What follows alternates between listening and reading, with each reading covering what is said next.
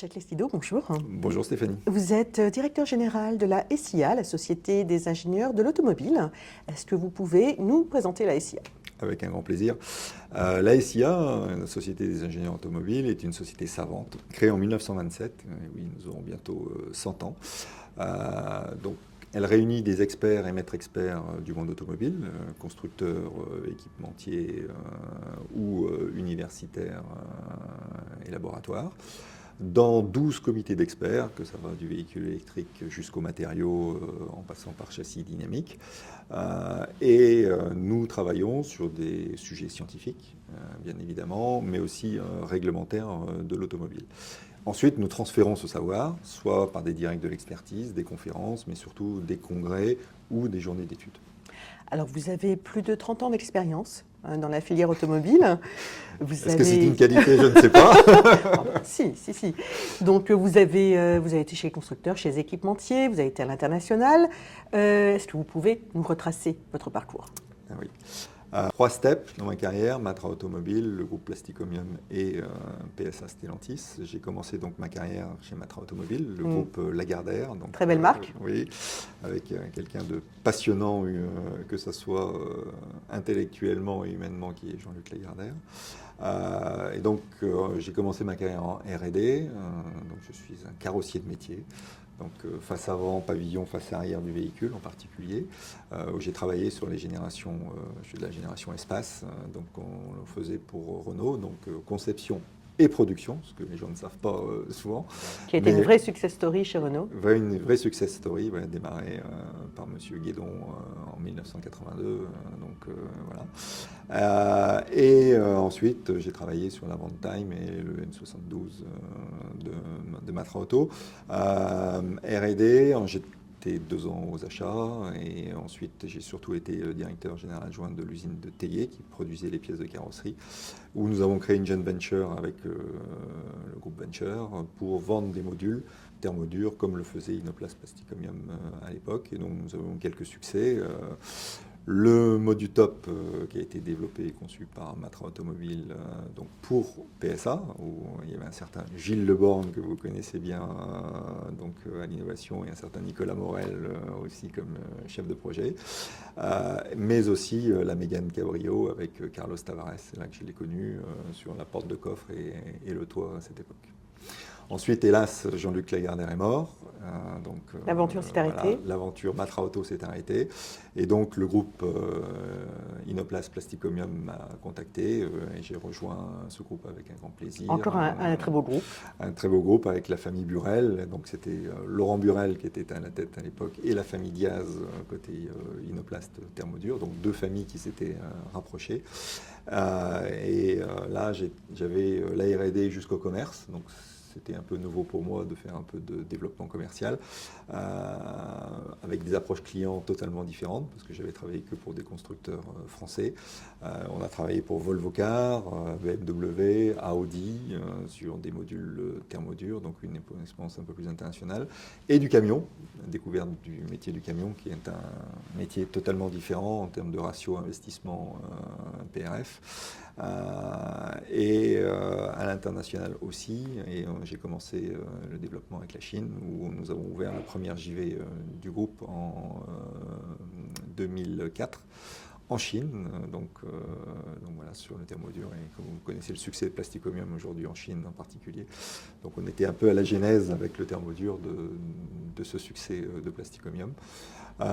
Et en 2015, début 2015, j'ai rejoint le groupe PSA, directement en Chine, comme directeur programme Asie des véhicules en Chine, pour à peu près 4 ans. Et ensuite, j'ai rejoint le Maroc.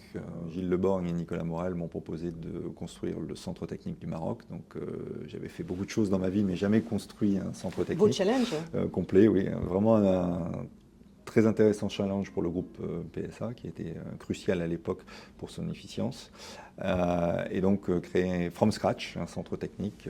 Donc on a fini à 1000 personnes et 2500 sous-traitances, donc 3500 ingénieurs au Maroc, avec un centre de validation, ce qui n'est pas prévu au départ, et un centre d'essai avec l'UTAC de roulage de véhicules. 4 années passionnantes, malgré le Covid, et ensuite je suis parti chez Maserati. Jolie marque. Voilà, jolie marque, le Graal pour un homme de R&D, voilà, pour développer les véhicules type Gran Turismo, Gran Cabrio, Grecale BEV et la NC20 GT2 Stradale. Donc, ce qu'on retrouve en fait comme constante dans votre carrière, c'est la R&D, l'innovation. Voilà, c'est primordial pour moi. Je suis un homme plutôt de design et de carrosserie, comme je vous l'ai dit au départ, donc j'aime l'automobile, j'ai toujours été passionné de l'automobile. J'ai aimé l'automobile via James Bond et les Aston Martin DB5, donc la qualité, la performance, c'est toujours... Des belles voitures. Des belles voitures, voilà, donc ça a été toujours important pour moi, et la R&D concentre beaucoup de choses qui sont très intéressantes, c'est-à-dire vous partez de la feuille blanche jusqu'à rouler dans votre voiture au final.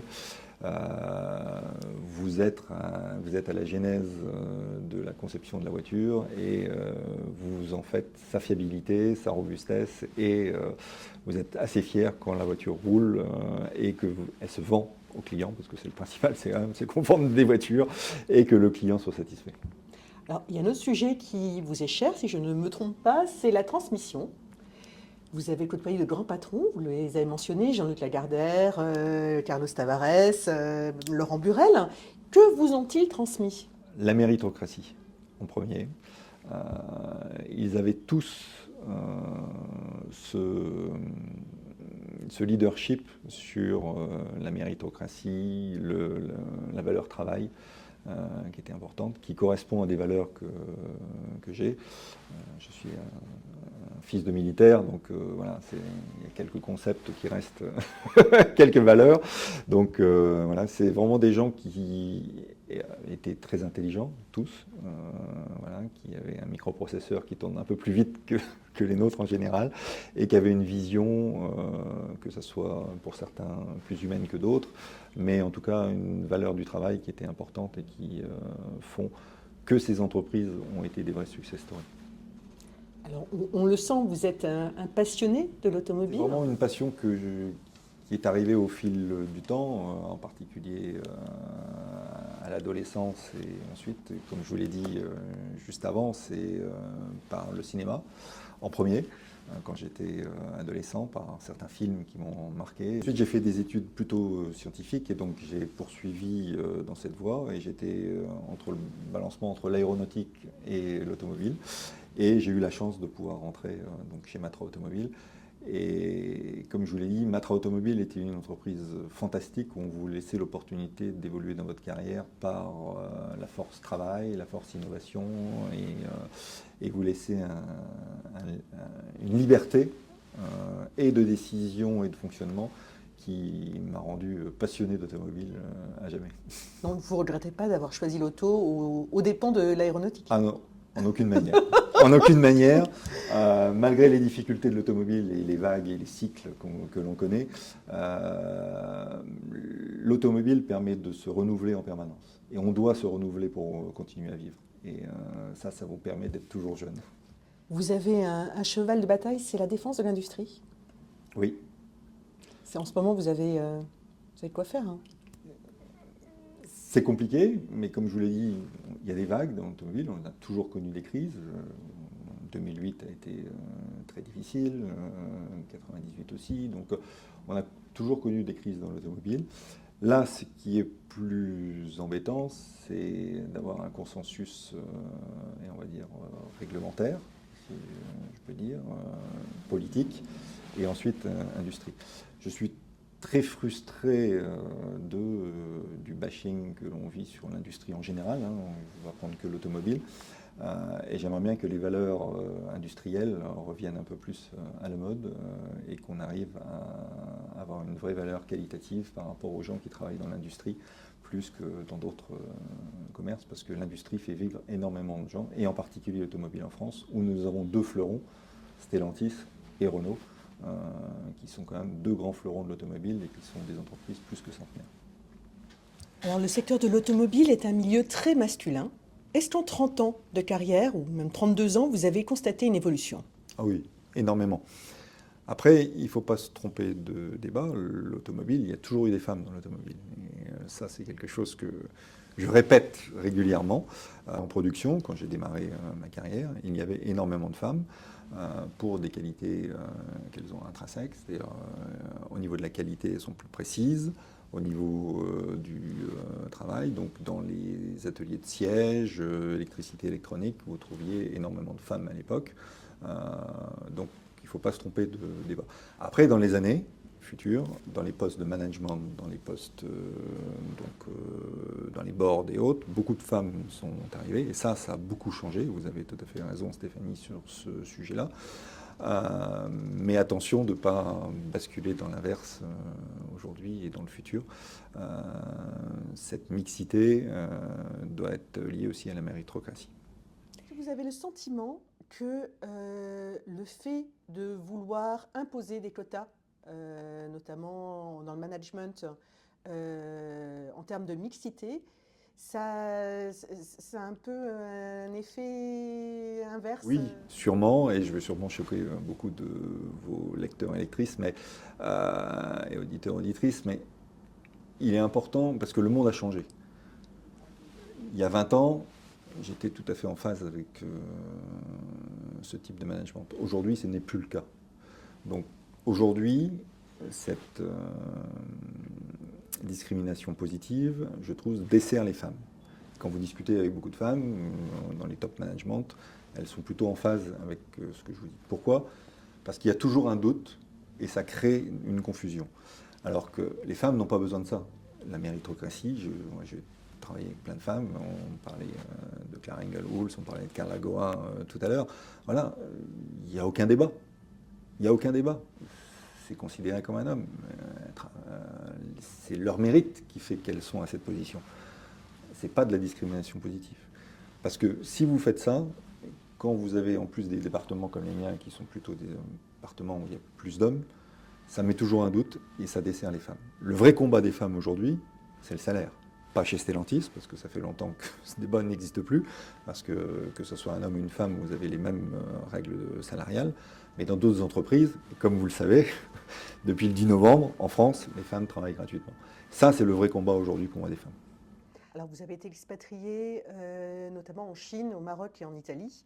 Est-ce que la mixité, c'est le même sujet dans ces pays-là ou alors il n'y a pas de sujet? Il n'y a aucun sujet dans ces pays-là pour plusieurs raisons. La première est déjà au niveau sociétal.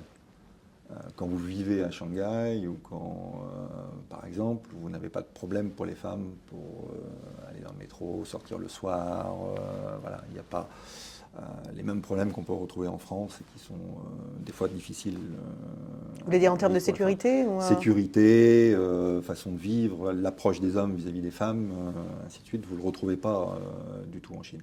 La femme est un homme comme les autres. La femme est un homme comme les autres, exactement, c'est exactement le bon terme. Voilà. Donc du coup, vous le retrouvez ça dans le monde du travail. En plus, l'enfant unique en Chine a fait qu'une femme a eu les mêmes chances qu'un homme dans son éducation, dans sa promotion, ainsi de suite. Et dans les universités, donc dans le vivier, vous retrouvez aussi beaucoup de femmes.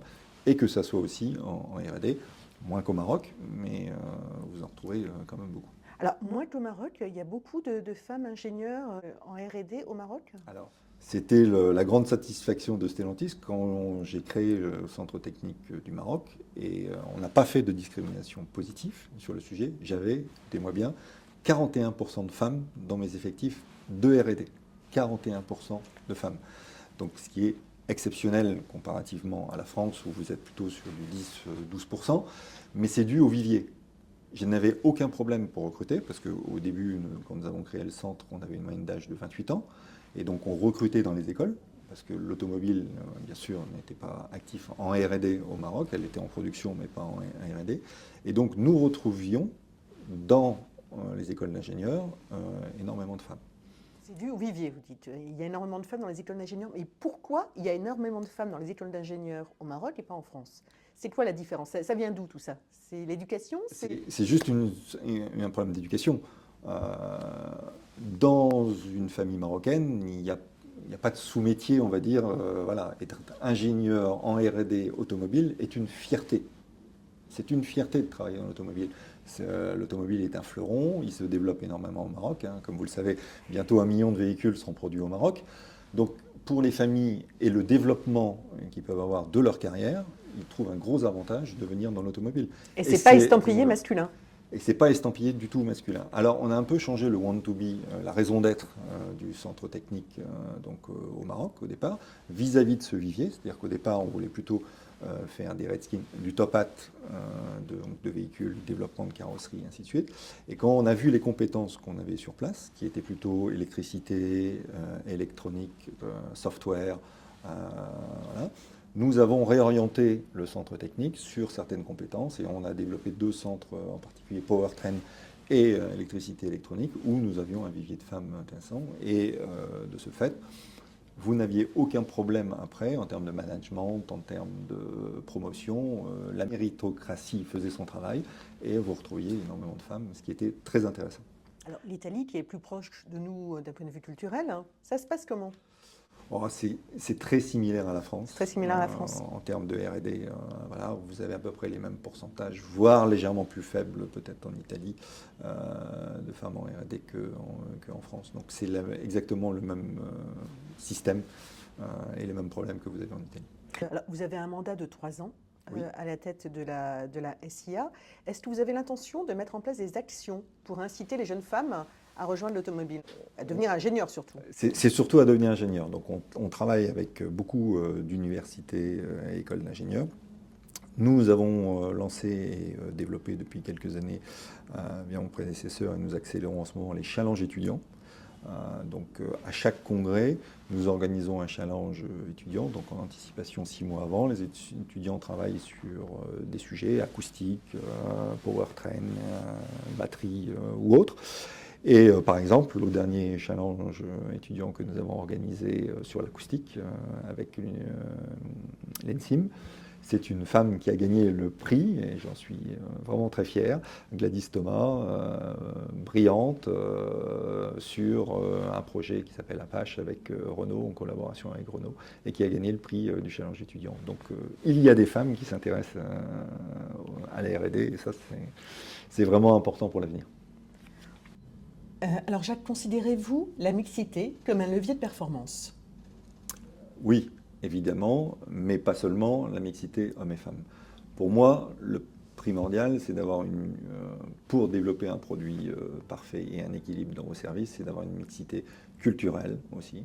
Donc il faut travailler avec des Anglais, des Italiens, des Chinois, des Marocains, et avoir cette mixité aussi, hommes-femmes, mais aussi internationale. C'est primordial pour développer un produit totalement européen et avoir vraiment des apports en termes de produits, fonctionnalités, management totalement différents. Et ça, c'est crucial pour moi. Confronter les cultures, les best practices. C'est exactement ça, et avoir des approches totalement différentes que, on peut dire, un dogme franco-français. Alors aujourd'hui, l'automobile ne se porte pas très bien. Est-ce qu'il y a encore des opportunités pour les femmes dans l'auto? Toujours et encore plus. Comme vous le savez, le choix final de l'achat d'une voiture, c'est 80% de femmes en général dans un ménage. Aux États-Unis, ceux qui achètent des voitures, c'est 65% les femmes. Voilà. Donc les femmes et l'automobile, il y a une vraie relation. L'automobile est en crise, mais est en crise régulière. On a connu des crises en 98, en 2008. On veut dire c'est cyclique. Hein, voilà, c'est un cycle. On a toujours survécu, voilà, plus ou moins difficilement, mais on a toujours survécu. On va survivre à la prochaine. Et pour les femmes, ça changera de toute façon, parce qu'avec les véhicules autonomes, avec les véhicules électriques et autres, le machisme qu'on peut avoir dans certains designs, dans certaines conceptions automobiles, va totalement changer avec l'électrique. Qu'est-ce que vous appelez le machisme dans le design automobile? Aujourd'hui, quand vous regardez une voiture, elle est très ciblée masculine en termes de conception, en termes de design, en termes de ligne, voilà, agressive, Voilà. Oh, la Twingo est plutôt mignonne. Enfin bon, marqué, c'est une réédition, mais... C'est un peu ce que j'ai connu il y a quelques années sur un concept Matra Automobile puis Renault, donc dans les années 2001-2002. Donc voilà, c'est du rétro design. Vous voyez arriver dans les designs de voitures aujourd'hui, dans le concept polygone par exemple de Peugeot, mais aussi dans les voitures coréennes, dans les voitures japonaises, des nouveaux styles de design liés à l'électrique. Les faces avant non plus obligatoirement des entrées d'air à avoir comme avant, et ainsi de suite. Donc vous vous retrouvez avec des designs plus cosy. La façon de conduire une voiture électrique est différente d'une voiture thermique, moins masculine, on ne doit pas prouver des performances à tout prix, malgré les performances d'un véhicule électrique. Vous avez une conduite plus smooth. Donc voilà, et moi le premier, avec mon 3008 électrique aujourd'hui, l'approche est totalement différente. Cette approche design et écologique et drivabilité d'une voiture va complètement changer l'approche de l'automobile. Et je pense que les femmes ont un vrai rôle à jouer dans cette nouvelle conception de l'automobile. Alors, si vous deviez envoyer un message aux femmes pour leur donner envie de rejoindre l'automobile, vous leur diriez quoi à part venez construire votre voiture? Ce qui est déjà beaucoup. Ce qui est déjà beaucoup, oui. Ce qui est déjà beaucoup. Si vous achetez cette voiture, venez la concevoir. L'automobile vous propose toutes les carrières possibles. Quand vous êtes chez un Stellantis ou chez un Renault, vous pouvez démarrer votre carrière à la R&D, à la carrosserie. Ensuite, vous pouvez passer au powertrain, vous pouvez passer à l'électronique. Vous avez l'ensemble des métiers de conception. Mais aujourd'hui, beaucoup de managers, ce qui n'était pas le cas il y a 30 ans, vous disent que pour avoir une magnifique carrière, il faut tous les 4 ans, 5 ans, changer de fonction. Et ces fonctions, si vous êtes en production, vous pouvez aller aux ressources humaines, ce qui est très enrichissant pour connaître en termes managérial tout ce qu'on vient d'évoquer au préalable. Donc, où est-ce que vous allez retrouver autant de carrières au même endroit dans des groupes et à l'international? C'est l'automobile qui vous le propose. Alors, on a beaucoup parlé de mixité dans la filière automobile. Et à la SIA, vous êtes comment au niveau mixité? Alors, j'ai battu mon record du Maroc qu'on a évoqué avant des 41%. Ah ouais, à ce point-là? Oui, je suis à 60%. 60%. Donc, 60% de femmes dans les effectifs de la SIA. Par contre, pour être totalement réaliste, dans les comités d'experts et dans les adhérents de la SIA, le pourcentage de femmes est faible. Il est à l'identique, on va dire, de la R&D que vous retrouvez chez les constructeurs et équipementiers automobiles. Et il est à l'identique de ce qu'on peut retrouver aussi dans les écoles d'ingénieurs, j'imagine. Il est totalement identique. Le problème qu'on a évoqué, c'est le vivier. Tant que l'éducation nationale, tant que le vivier n'aura pas changé et on n'aura pas changé ce mindset, donc clairement, on ne pourra pas, nous, avoir des pourcentages de R&D beaucoup plus évolués, malgré les actions de formation qui sont effectuées par tout le monde, les actions qu'on a évoquées de la SIA, de la PFA et de l'ensemble des acteurs de la filière, de promouvoir la R&D. Voilà. Il faut que déjà que le vivier, comme je vous l'ai expliqué au Maroc, voilà, soit présent. Comment change-t-on le mindset? Il faut, dès le lycée, dès l'école, promouvoir les matières scientifiques pour les femmes. Expliquer ce qu'il en est des carrières possibles, expliquer les avantages et les inconvénients, être totalement transparent et ne pas avoir de bashing ou d'a priori sur certains types de carrières. Voilà. Il faut vraiment en France qu'on arrive à promouvoir l'industrie et qu'on n'explique pas que l'industrie est le malheur de tout, mais l'industrie est un créateur d'emplois. L'industrie en France, on a une vraie relation avec l'industrie. On a parlé de l'automobile, mais vous avez l'aéronautique, le ferroviaire, vous avez des fleurons de l'industrie qui sont en France. Il faut continuer à les promouvoir. Pour terminer, en quoi considérez-vous l'action de Wave comme importante? Elle est primordiale tant que des inégalités perdurent. Aujourd'hui, il reste des inégalités, on en a parlé de quelques-unes, des salaires en particulier. Donc cette action est primordiale pour le futur. Il faut rééquilibrer le débat, il faut le promouvoir dans certaines actions. Vous savez, la SIA travaille avec Wave sur des actions vis-à-vis des femmes. Il faut continuer pour la promotion des métiers de l'automobile. Merci beaucoup, Jacques. Merci, Stéphanie.